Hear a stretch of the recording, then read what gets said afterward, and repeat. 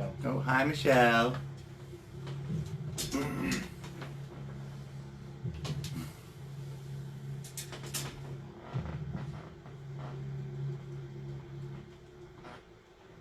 How's it going, Renee?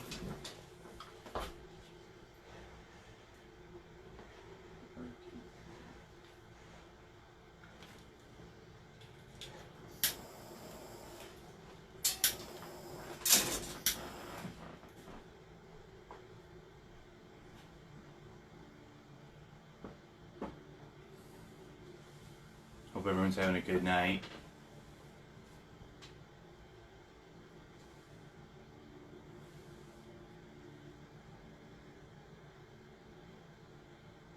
Started a little late, just had to figure out the camera and all that.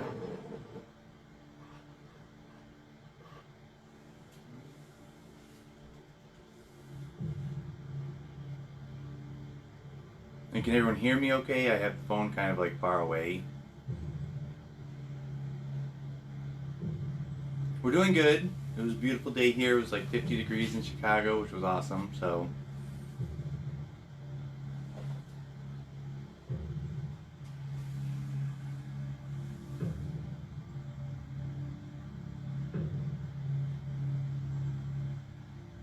just gonna wait for a couple more people to show up. It looks like we have 6 right now.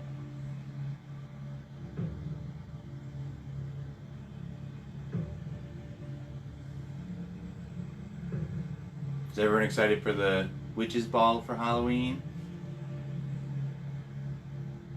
How's it going, Katie?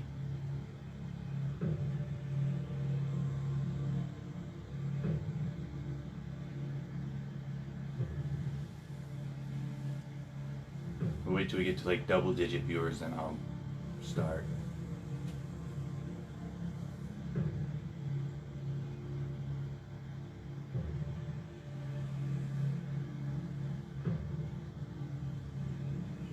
Perfect, glad everyone can hear.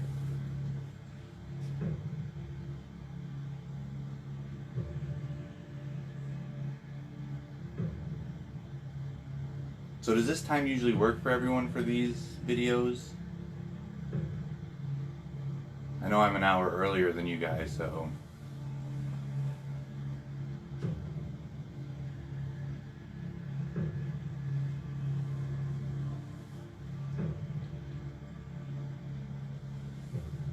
How's it going, Leona?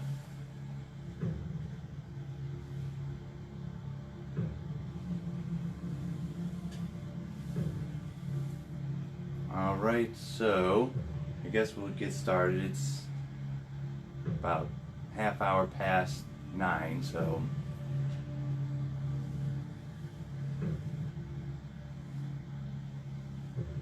alright, so tonight we're going to be talking about my personal patron god, Pan. A lot of people are familiar with him through the concept that he's portrayed in, usually in British traditional witchcraft traditions like Wicca, that sort of thing, where he's just like a kind of overall horned god. He's actually a lot more than that. You know, he comes from Greece. He has a really long history of many different cults and ways people viewed him. So kind of want to branch out on who he is and then how to work with him. And specifically what we're going to get into is how Pan influenced the imagery of the Christian devil. A lot of times when you hear people talk about modern witchcraft, there's always this saying, witches don't believe in the devil or witches don't work with the devil. That's kind of half true.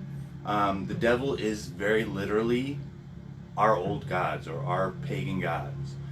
Christianity basically took them, demonized them, made them the embodiment of evil, which of course we know they're not. So one god in particular they kind of honed in on for this, and that was Pan. A lot of it is because of who he is and how he looks. So if you look right here, you got this beautiful statue that I made. So here's Pan in all of his satyr glory.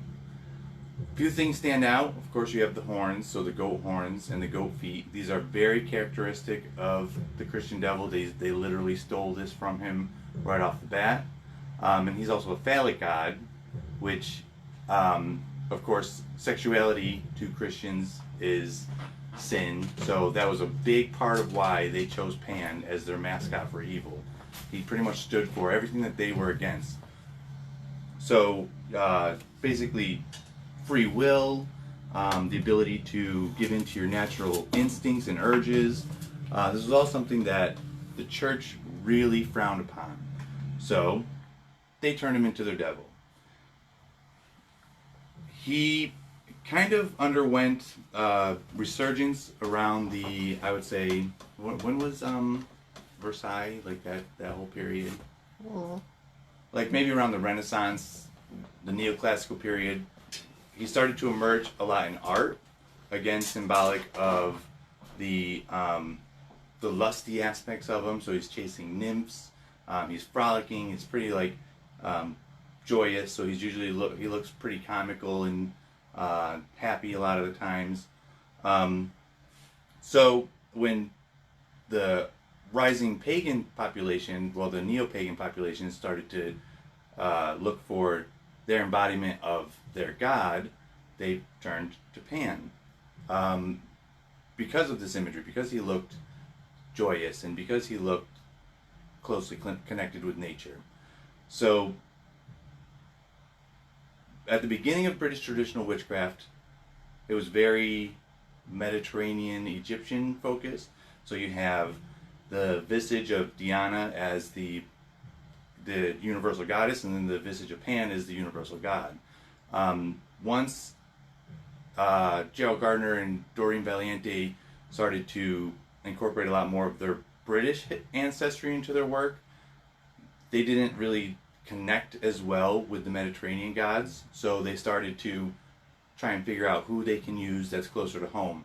And that's where Pan pretty much lost his seat to Cernunnos, who now most people associate with the horn god. He's a little different. He has antlers instead of the goat horns. In most depictions, Cernunnos isn't nude, so he's usually dressed in robes.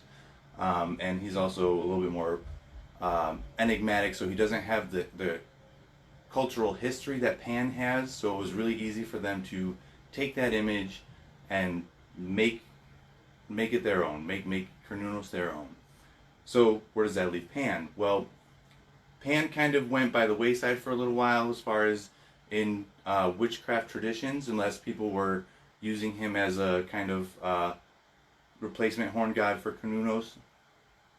And of course, whenever a Christian sees Pan, they automatically think he's the devil. I remember one time my husband and I were doing one of those street art festivals, and I was selling statues, and one of them was Pan, and people would come to our booth and they would kind of, glance at me and ask me if I worship the devil. I was like, no, I don't worship the devil, this is Pan.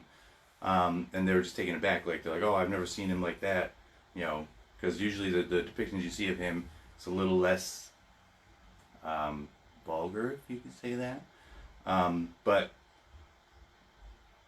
I kind of changed my attitude when I started really getting into the history of witchcraft, the folklore of witchcraft, and then what really helped me kind of reconcile the whole devil and witchcraft was a religion called Kimbanda, which is out of Brazil.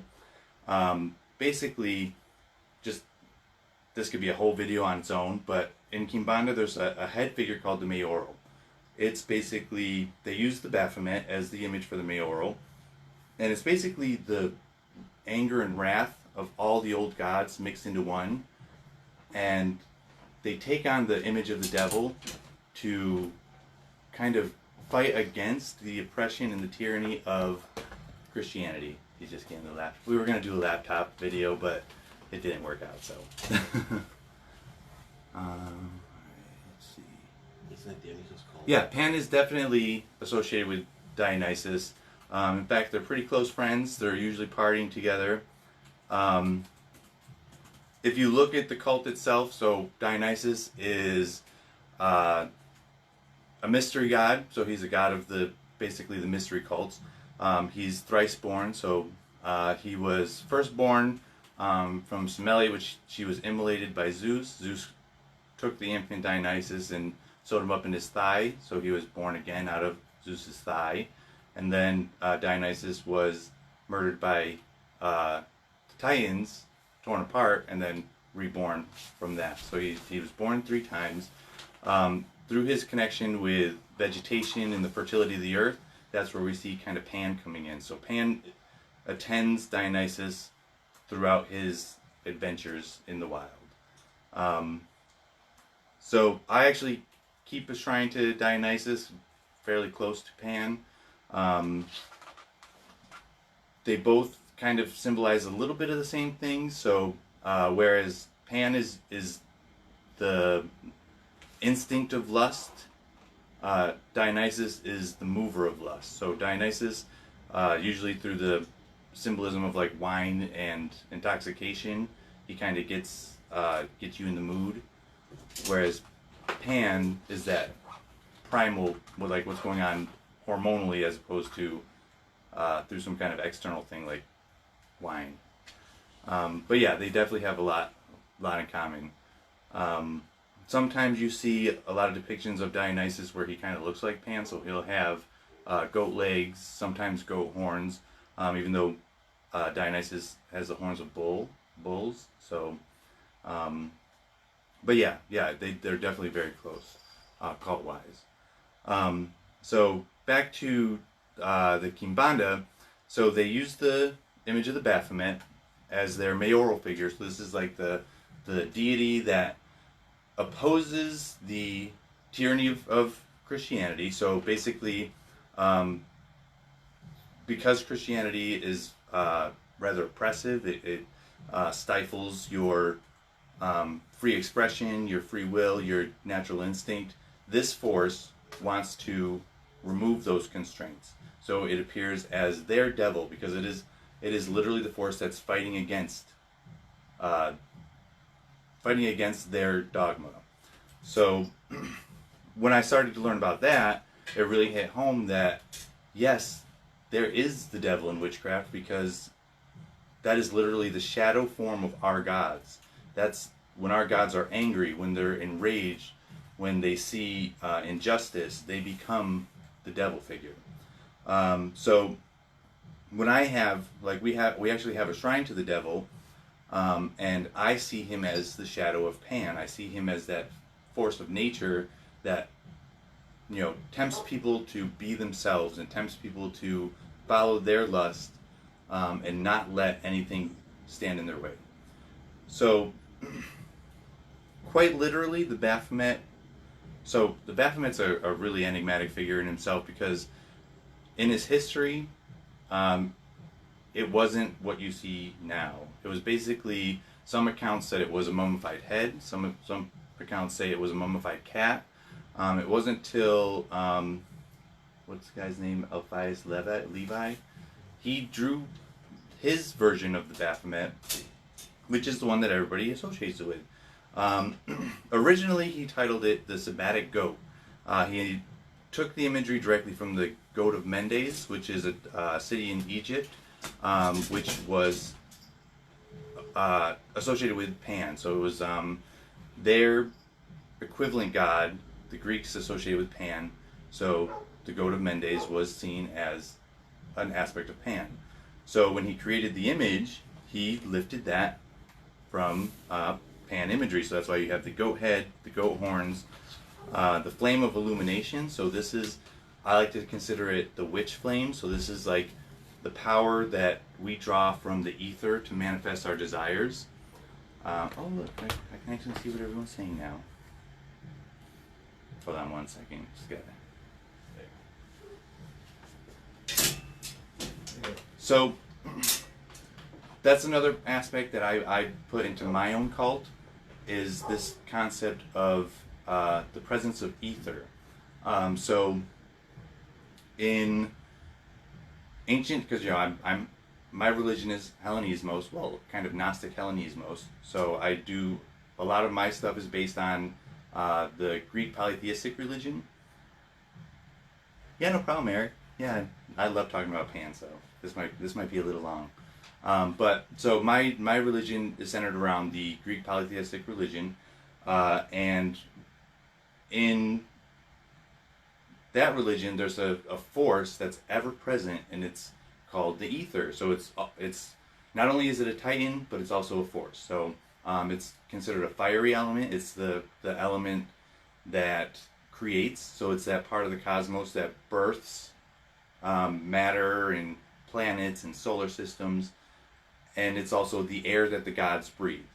So whenever, in my ideology, whenever you do witchcraft, whenever you do magic, you're pulling forth the ether. So you're pulling forth the witch flame.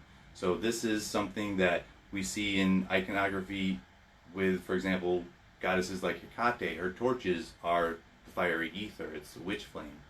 I tend to depict, when I depict Pan, I either give him the little disc right here, or I'll put a little flame over his head, kind of like this one. And that also represents the witch flame. So when I see the devil and the flames of hell, to me that's just fiery ether. That is literally the witch flame that empowers all of our rituals. So instead of kind of seeing him as a force that, we try to shy away from, that we try to, justify to the masses that we don't worship the devil, in my personal view, I want to take that back. I want to claim it again, and I want to say, yes, we do worship the devil, because the devil is that force that is going to break the shackles that a lot of people have on themselves. And it's that force that's going to break the shackles that constrain society. So not only is it powerful in the fact that it stirs imagery for us witches, but it also stirs imagery to those who want to see us oppressed. So like Christians. In this group, we're no stranger to seeing how Christians have treated us just for having a chili taste off. They try to come out in force. That's something that is not right. So if we're going to scare them with the imagery of their devil, who is basically our gods, I am all for that. I am all for really owning that power and showing them that you should fear us, because we are real. We deserve rights just like everybody else, and we're going to fight for him. So he's going to be our mascot.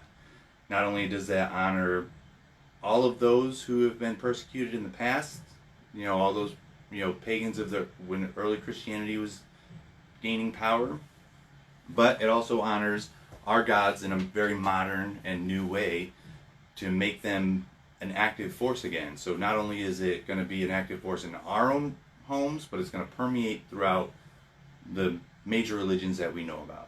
So whenever anyone asks you if you worship the devil, tell them, you can say yes or no, but you can say, in a way, they're my gods. They're the demonized gods that Christianity has tried to destroy, and they're not going to be destroyed. So, what people tend to do when they kind of explore this concept is they'll either work through it with just a statue of Pan or an image of Pan, or the statue of the Baphomet. He is, some of them will have breasts, because again, it's a combined force of masculine, feminine, just everything in the universe. So he's a great force to have that not only represents Pan, but also that devilish force that we want to kind of tap into. Any questions so far about anything that we're kind of going over? Yeah, exactly. That's one of the things that we love saying when people say, do you worship the devil? We just say, not exclusively. There's other things we worship too.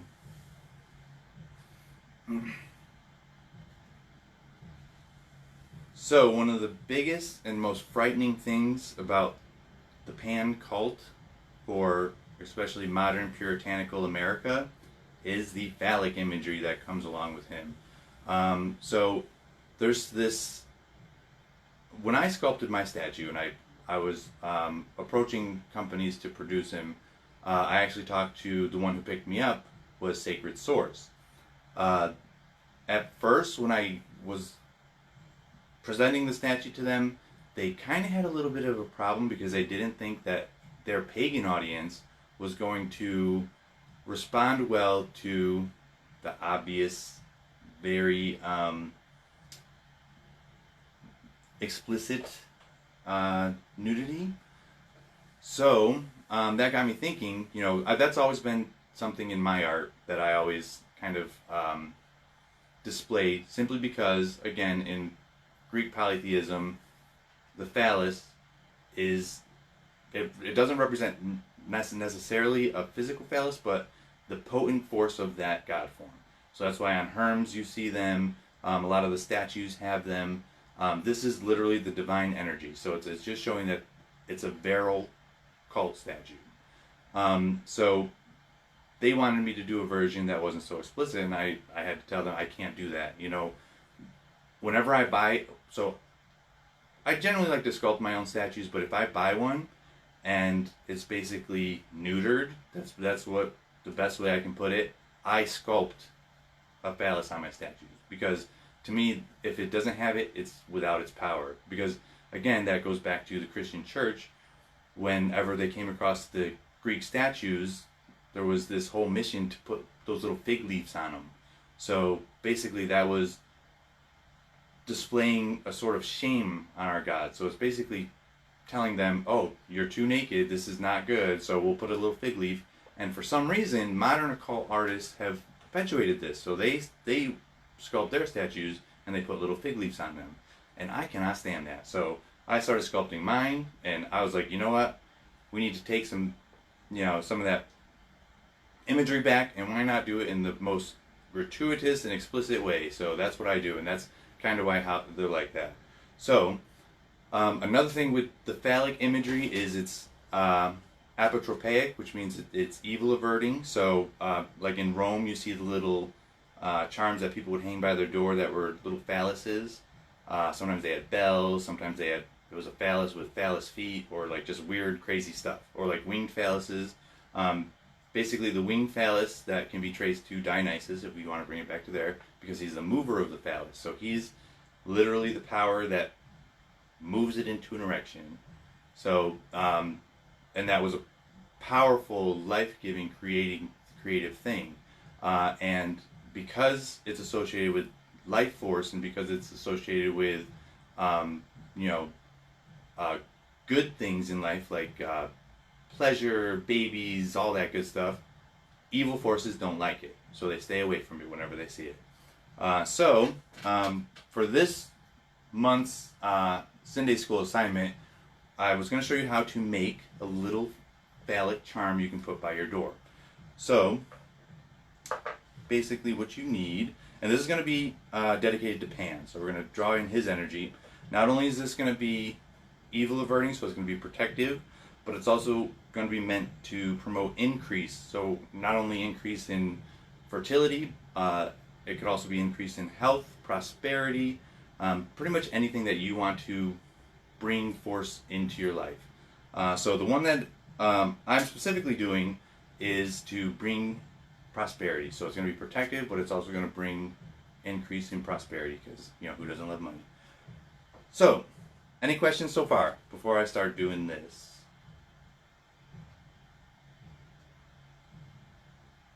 Hoping all my comments are caught up and everything. Alright, so first thing you'll need is some kind of little bag. So I chose a green one. You can do a red one.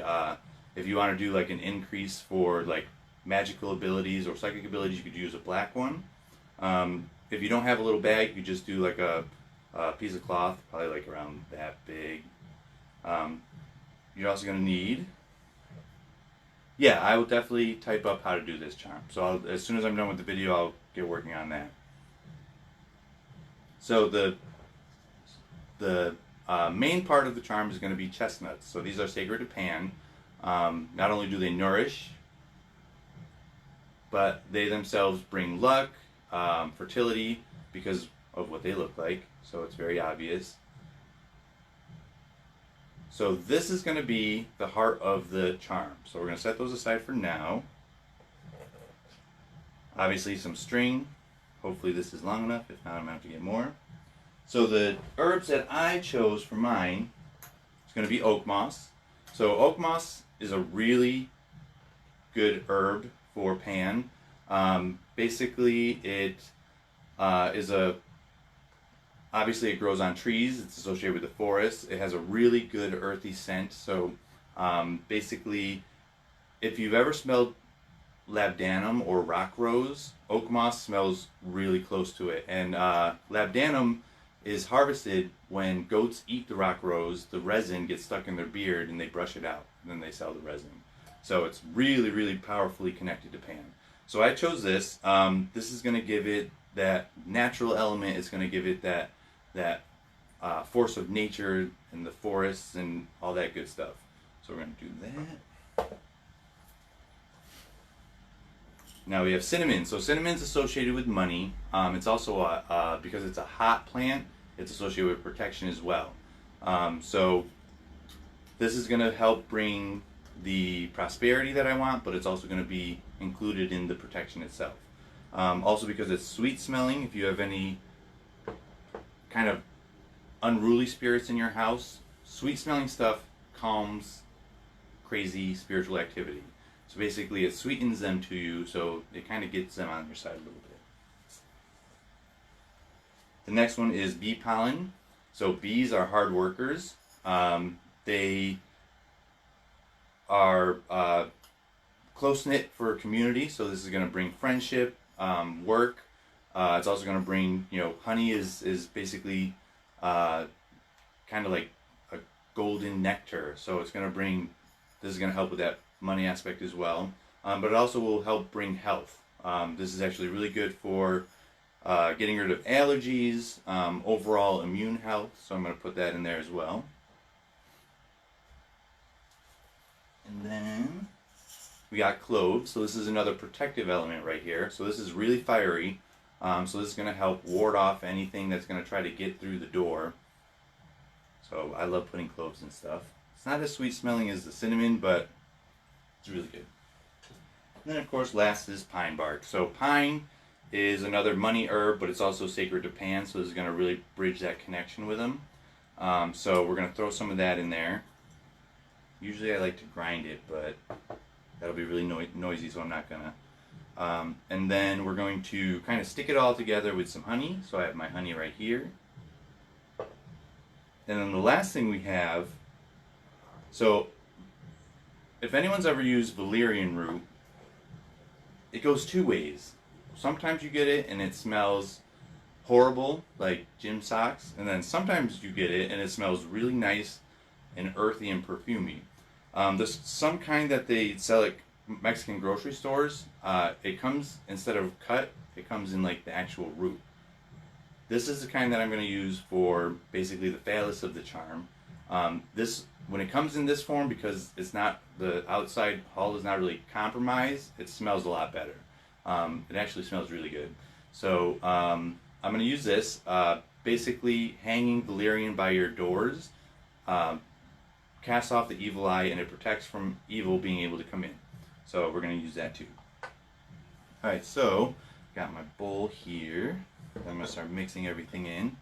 And while I'm doing that, if you have any questions, just let me know.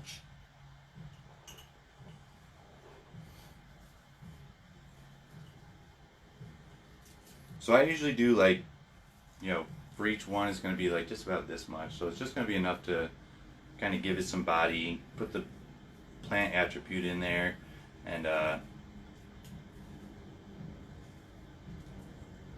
give it some scent too. And I'm going to add some essential oils to this too, so I'll let you know when I do that too.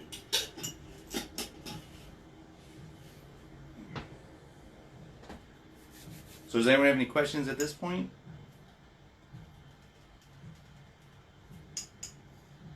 Sometimes the bee pollen gets stuck because of the honey that's in there. Smells good too.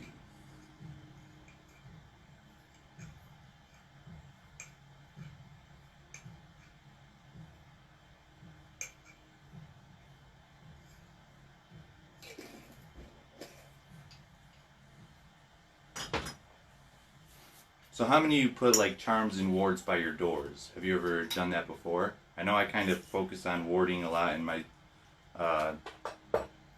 videos, but I just think it's so important.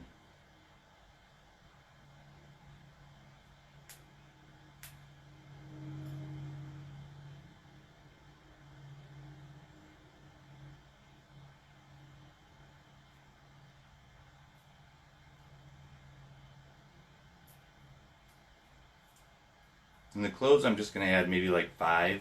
You don't really have to put a whole bunch of clove, because a little bit goes a long way with that. And if you put too much, it kind of overwhelms it. You'll really smell that clove in there.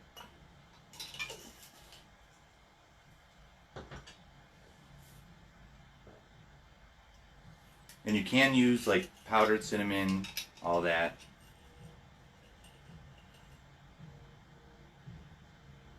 Yeah, you should see our front doors. We have so many. I think I showed you on the last video, but we have so many charms and everything hanging. This is going to be another one, so.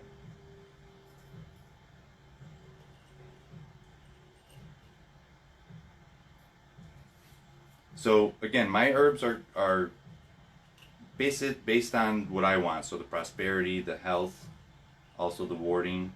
So if you wanted to do it for other purposes, you can just find which herbs are most suitable for that. I would still suggest doing something, having at least 1 or 2 ingredients that are specifically associated with Pan, like pine or the oak moss. But other than that, also mushrooms are a big one for him. So if you wanted to add mushrooms there, basically he is, anything that grows on the forest floor is sacred to him. So we're going to add some pine in there. A good one if you wanted like to do one that brings love and lust. There's a myth where, well, there was actually a ritual where they would lay a image of Pan on stinging nettles. It was supposed to make him itch as someone would itch for love. So if you wanted to do that, you could put that in there. Bee pollen and valerian root, you can get these literally at anywhere. I don't know if there's like Trader Joe's or Whole Foods. Nature Time, you can get all of this at Nature Time. And it's actually it's really cheap. I think Julie over at Julie's Cauldron, she has valerian root if I'm not mistaken. Okay, so if you're allergic to anything, you can definitely replace it. There's an herb called fenugreek that I use sometimes in place of bee pollen. You can definitely do that. And for honey, you could just either omit it or do like a splash of wine, like red wine would be good for that. But yeah, definitely stay away from anything that you're allergic to. Yeah, I've made this similar charms to this where I've used wine. Another thing you can do is like if you give libations to Pan of wine on the altar. The good thing about wine is if you're doing like, I usually offer it in like a bowl, kind of like the one I'm mixing stuff in right here. And it will evaporate really quickly and it will leave a syrup that I use in witchcraft. So collect the syrup. It's a really good replacement for anything that needs honey. Yeah, Mountain Rose Herbs is fantastic. I love that place. Pine's kind of annoying. I'm trying to break it up so it fits in the charm. And again, I usually pop all this in a coffee grinder to get it really powdery, but I don't think I really need to do that for this. Alright. So I have my herbs, so it's about that much right there. Let me just grab some oils real fast that I totally forgot.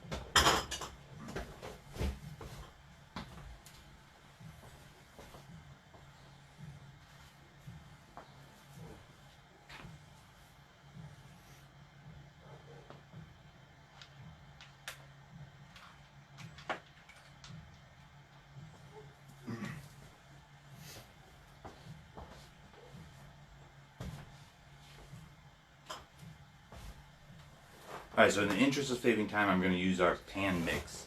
I don't know if any of you know, but we have a store that we sell a bunch of stuff, and we have this really awesome oil to pan, so I'm just going to use that. I'll put what I would put in there. I'll put that when I type up everything that we're doing. You're welcome, Leona.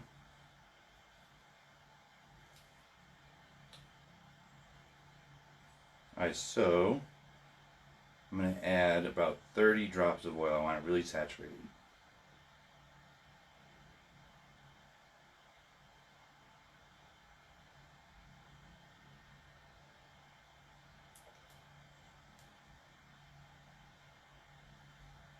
You're welcome, Maddie. Alright, so mix that up a little bit. Alright, so now we have a nice oily mixture of herbs. This does work better if you do powder it, though. I'm going to tell you that. So, because what we're going to do next. So again, I have honey. So yeah, you can actually find just a stick in the woods if you want to. Something close to your home. That would definitely work. Like if it's on your property, the better. So anything that you collect literally on your physical property is going to be really good for protecting your home. I do valerian just because of the metaphysical associations with it averting evil. But literally, if you pick up something and you tell it what you want it to do, more often than not, that's exactly what it's going to do. Really good substitutions would be like oak, pine again, beech tree if you have any of that, birch. Birch is a really good one. It's associated with the Christmas devil Krampus, which interestingly, Krampusnacht is on December 5th, which coincides with the Faunalia Rustica, which is an ancient Roman festival to the god Faunus, who is Pan's Roman equivalent. So some scholars believe that the cult is actually associated with it. So it's just pretty interesting that there's that Christmas devil who looks a lot like Pan, and that's birch. So if you can find some birch, that would be great too. Alright, so I'm putting a good amount of honey in here. So this charm is going to be really gross and sticky when you're done with it. So we'll mix that up.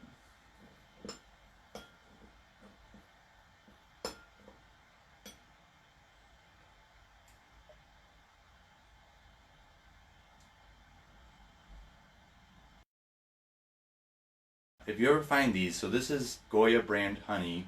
It's got the honeycomb in there. So I keep this on my altar to Pan as an offering. If I want to like kind of get a little bit of Pan energy throughout the day, I will take a scoop of this and put it in my coffee or tea. Then when you're done with the jar, you can make a spirit vessel for Pan out of it. So it'll have a little bit of the honey in there. It'll have the beeswax. So you can just add that as ingredients for your spirit vessel. And then they close. You can like decorate it, cover it with cloth, all kinds of cool stuff. Alright, so I'm going to take my rings off because I don't want them getting covered in honey. I like to do these a lot of times with my hands. You don't have to. I know some people just are weird about textures and consistencies and stuff, but for me it's just easier. So you're going to take the bag, and then you're going to take the chestnuts,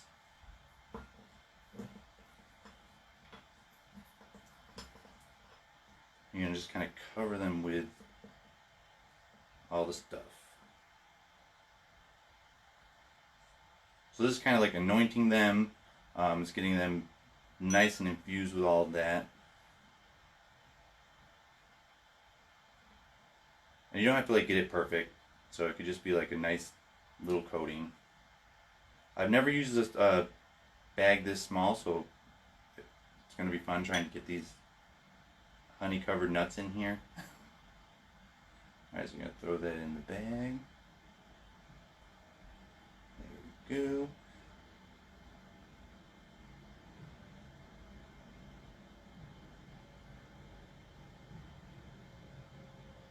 Yeah, it's my pleasure, Dom.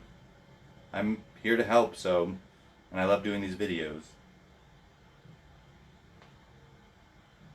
So, Allie, going back to Greco-Roman tradition, spirit vessels. So, well, actually, this is actually found in a lot of traditions, especially like those from Africa, but also in the ancient religions around the Mediterranean.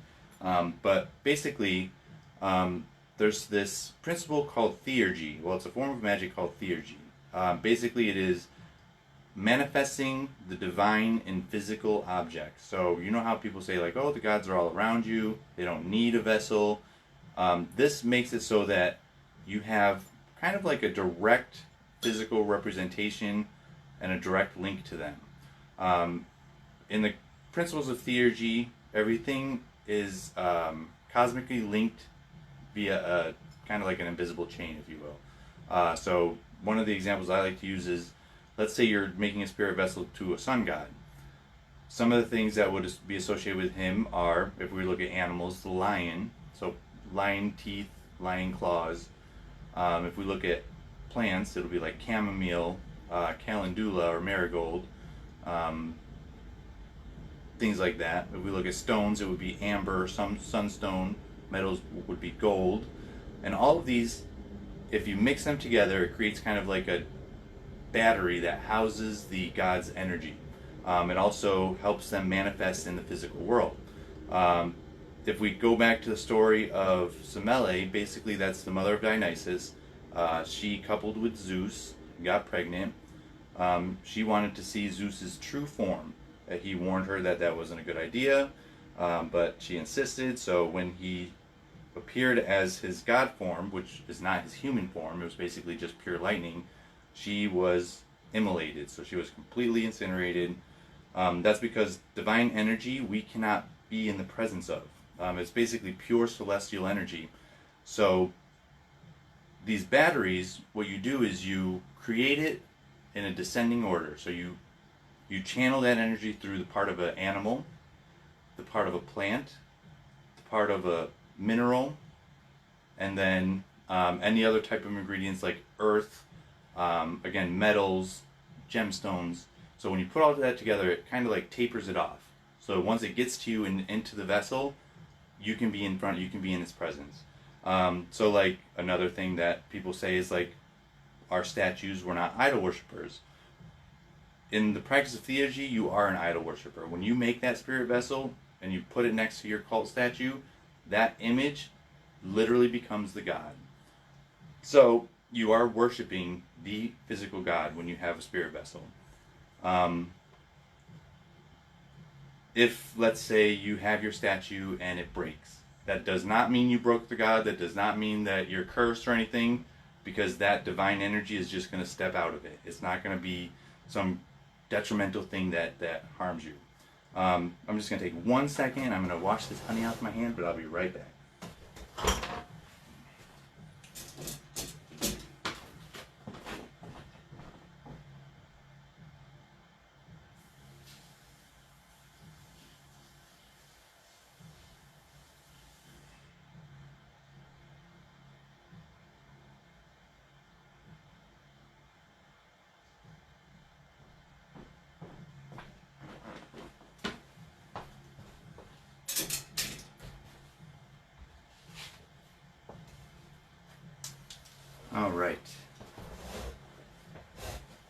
Alright, so I have everything in here. So I have the two chestnuts. I'm going to arrange them so they're kind of better fitting. I usually do like that little pointy side of the chestnut up. It just fits a little bit better in there.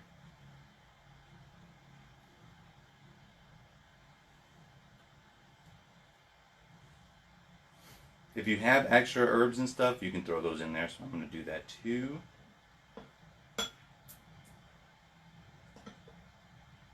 So yeah, that's basically what a spirit vessel is. So it's like kind of like a divine battery that you keep next to your cult statue. As a sculptor, I usually create this inside the statue itself. So I'll make a little amulet or a little spirit vessel that I'll put in the heart or the chest of the statue, so that the statue is the actual spirit vessel. If you have one that you buy, just put it right alongside him. Alright, so this looks pretty good. Alright, so here is the bag, and as you can see, it looks very much like it's supposed to.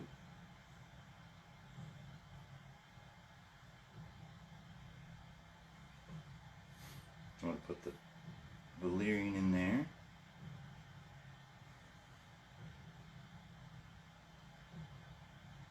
just going to tie this up.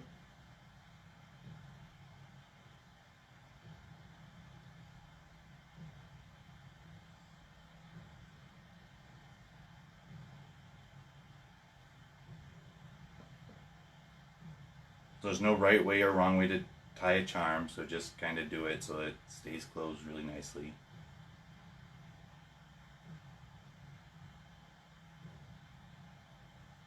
Okay, and line that up around there.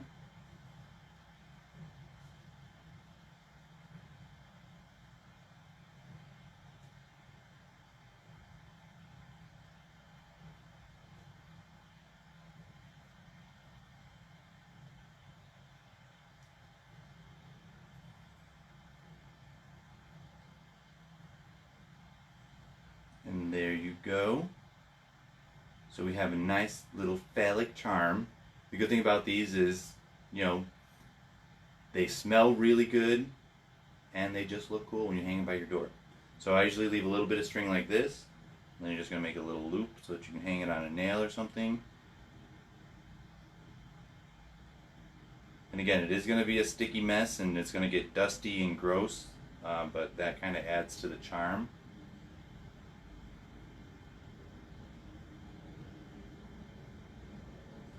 Okay, so yeah, these do not get moldy or rancid. Basically, nothing in here, because we're using all dried stuff, it's not going to spoil. So the honey is a preservative, so that's going to help keep it nice and good. If you're not using honey and you're using that wine syrup like I was talking about, again, that's not going to go bad either. So you can have this, you know, forever. I have some that I made 10 years ago that are still perfectly good. Sometimes I'll re-anoint them with oil just to kind of get a little bit more scent into them. But yeah, because everything's dried, nothing's going to happen. So there you go. So this is the charm itself. Pop that by your door. You can fumigate it with incense. So Pan likes benzoin, frankincense, any kind of earthy incense. Like there's this one that's a lot of people sell called Celtic Blend. That's really delicious, and it's pretty much got everything you could ever dream of for Pan in there. So you can burn that for him. As long as it's done with reverence and sincerity, he's going to accept anything anyway. So fumigate that with incense. So basically to do that, let me get this incense lit. It was supposed to be lit, but it stopped.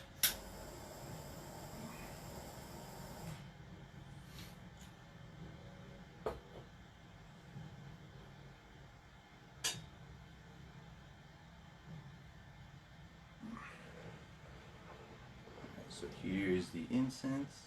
So the incense I have right here is a saffron incense. So basically all you do is you just pass it through. You can like say a prayer or a hymn.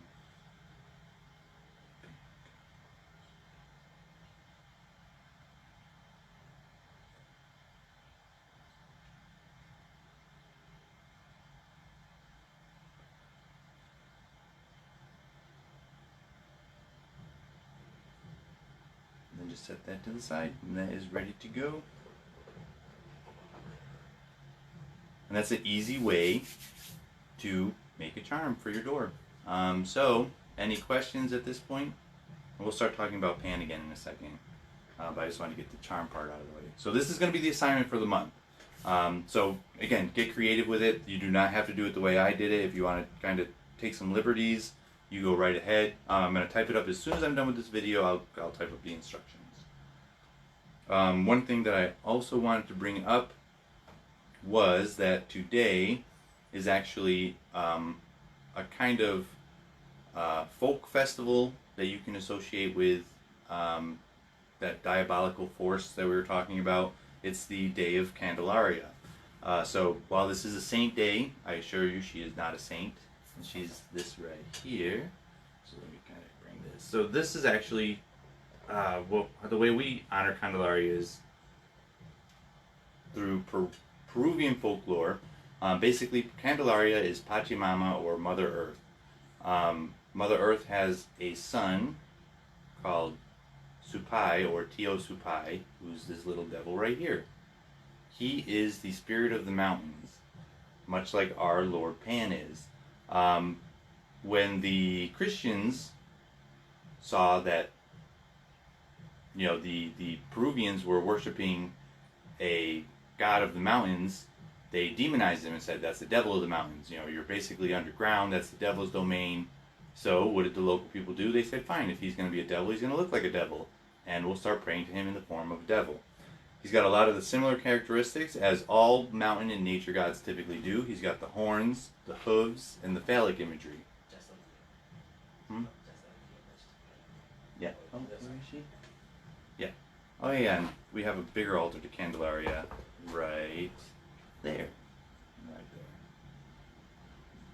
So, he's the same in the fact that he roams the mountains, he brings riches to the mountains, so he basically ejaculates veins of silver into the mountain, so when the miners go in there, they will basically take his blessings. He likes coca leaves, which is hard to come by here, but you can get a form of coca tea, and then like a grain alcohol like Everclear, something like that. But it's that very similar energy that we're talking about as far as Pan and the devil go, and that really literal transformation, the metamorphosis from wild god to Christian devil. So this is a really good example of how living traditions have done it. They literally embrace what the Christians try to impose on them. When they say, you're worshiping the devil, they said, fine, well, if you keep telling us that, we will worship the devil. And then they literally put the image of the devil on him. If you want to research El Tío, really big in Bolivia and Peru, some amazing images come up. And this is a mountain god. He is going to look exactly like the devil, but that's just the guys that he is now worshipped in. Let's see.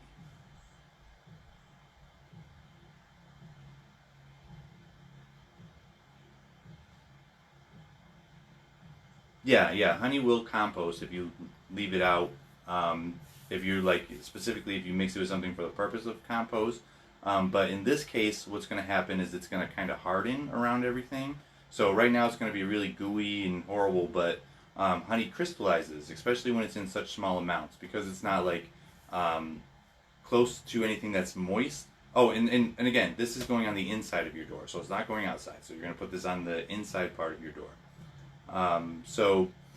It's going to actually kind of dry a little bit, and all that stuff that you put on the chestnuts and you put in the bag is going to turn a little bit harder. So you should be good. I have these all over the place, and I have not had a problem yet. So.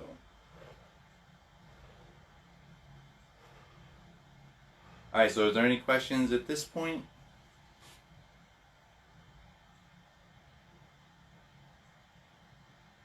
So, if you wanted to start working with Pan and you haven't before, it's really easy. So basically, just go out into nature, wander around, and feel that natural force. So really connect with the forests, the fields, the groves. If you can, open up your mind's eye, or what I do is I say, ignite your witch flame, which is basically focusing all your power into your third eye area, and then you'll kind of feel like a little bit of tingle, and that's it basically opening up. So when you're walking around, when you're seeing nature, feel that God force behind it, and when you connect with it, invite that presence into your life. You can use, basically, if you don't have an image like a statue, again, you can do the spirit vessel. You can find a rock from the forest that you can use as a cult object. The great thing about that is you can paint it, you can decorate it, all that cool stuff. I've seen people use goat skulls. A really crude image that we actually did at my sister Julie's, where Julie's cauldron is we put a shrine to Pan with kind of like a stang stick. So it's like, what is that? Staghorn sumac, and it's basically a stang. So it's like a staff that's forked at the top. It looks like two horns. So that's a really good image for him. And in fact, in modern witchcraft traditions like Wicca, they do use that as an image of the horn god. So you can definitely use that as well. And then just whatever influence you need in your life from him, whether it's the fertility aspect, whether it's to get rid of your enemies. He's really good at that. He's helped. The reason why his cult moved to mainland Greece was because he helped the Athenians defeat the Persians at the Battle of Marathon. Basically, there was a runner who ran into Pan, who actually saw an apparition of Pan, who told him, if the Athenians promise to worship me, I will help them win the battle. And at the battle, he appeared as a blinding light to the Persians, basically causing them to be disoriented. They started killing each other and going mad, so they really attributed that to Pan. That's one of his main powers. So he's really, really good at keeping your enemies away. And I know people say that, oh, how do people don't have that many enemies, but you know, we all have enemies, and it's good to not have them in your life. So he will definitely help with that. He's good with if you have domesticated animals, so pets or livestock. He's really good with that. He is, for me, he is the king of witches. So Hecate is the queen of witches. He would be the king of witches.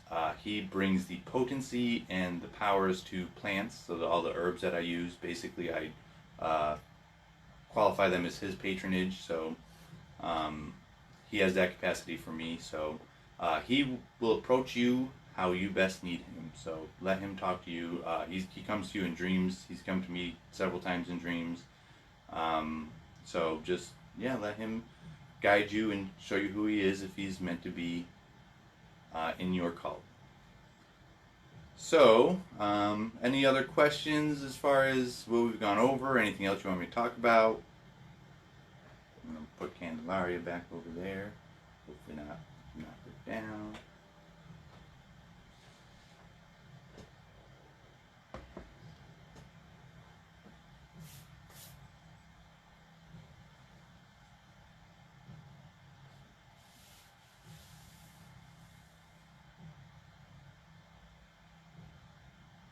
Alright, so if there's no other questions, that's going to conclude tonight.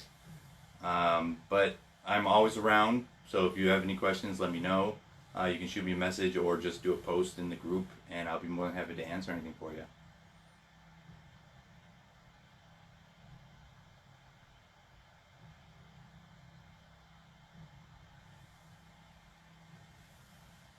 Alright, well, thank you all for tuning in, and I will definitely be doing more of these. So also keep out for updates for the Witches Ball. So we're going to, as that develops, we'll be doing more updates. So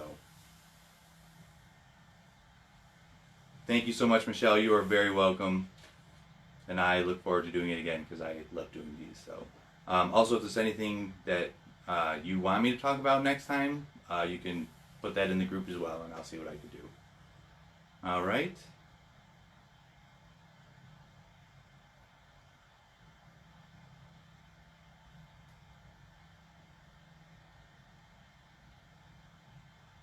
Thank you, Dom. Yep, that's my husband Alan's project. It is absolutely amazing, and we cannot wait till the tarot cards get in. That's been nerve-wracking and exciting all at the same time, so hopefully they're here soon.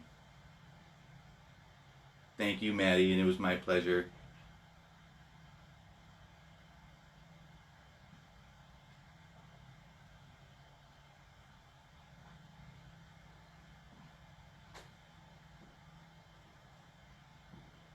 All right, everyone, have a good night, and I will talk to you next time. What's the button?